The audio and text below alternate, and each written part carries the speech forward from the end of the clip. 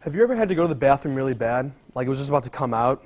Or what about having to know where the bathroom is every time you enter a building?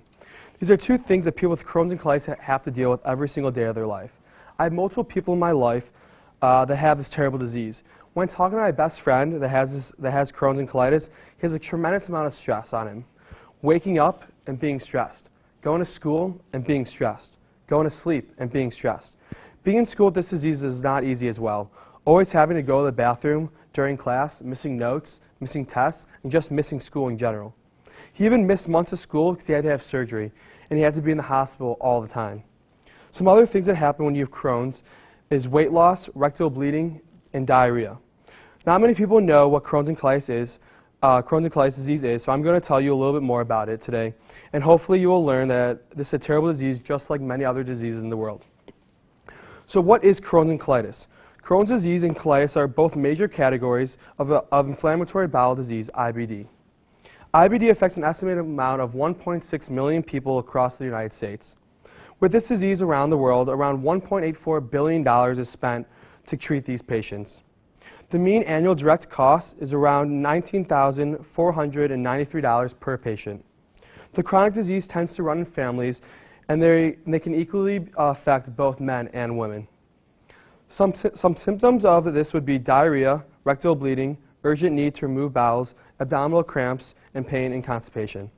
Some general symptoms of IBD are fever, weight loss, night sweats, and loss of appetite. As you can see with everything that I've been saying, all these problems are inside the body, and no one can actually tell who has Crohn's and colitis disease. This is a disability that people have that can't see and extremely difficult to live with. So many of you may ask, what causes IBD? No one is entirely sure or understands. It is known that IBD involves an interaction between genes, the immune system, and the environment around everyone. The immune system usually attacks and kills foreign invaders, such as bacteria and viruses. But people with Crohn's and colitis, the bacteria are mistaken for harmful invaders, and the immune system mounts a response. IBD patients are also at risk of getting other diseases such as cancer, blood clots, and PSC. Crohn's and Colitis Foundation Association, CCFA, is the largest voluntary nonprofit health organization dedicated to finding a cure for IBD. CCFA has also played a role in every major breakthrough since the founding in 1967. CCFA's mission is to cure Crohn's and colitis, and also to improve the quality of life in every children and adult that is affected by this terrible disease. When donating to CCFA, the money goes towards research, providing educational resources for patients, medical professionals to take care of the patients, and the furnishing supportive services for people with IBD because it is such a stressful and anxiety disease to deal with.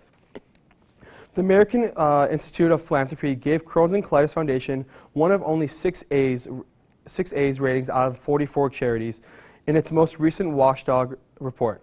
The foundation also consistently meets the standards established by the Better Business Bureau Wise Giving Alliance. Most people develop these diseases between the ages of 15 and 35, but they can occur at any age. 1 in 10 IBD patients are under the age of 18.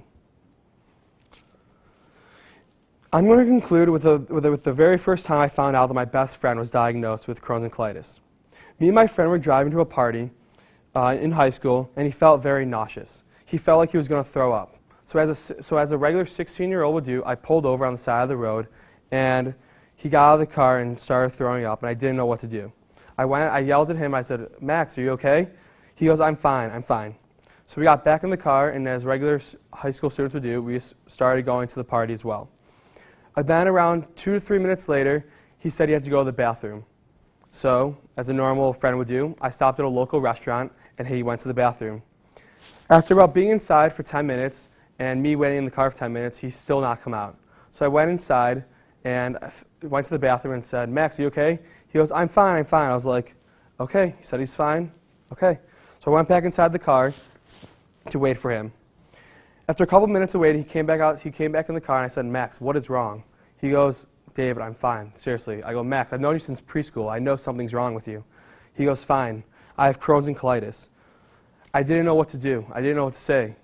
We sat in the car for 45 minutes and just talked. We skipped the party, and all we did was talk about he was telling me what Crohn's and colitis was, how it's treated, and whatnot.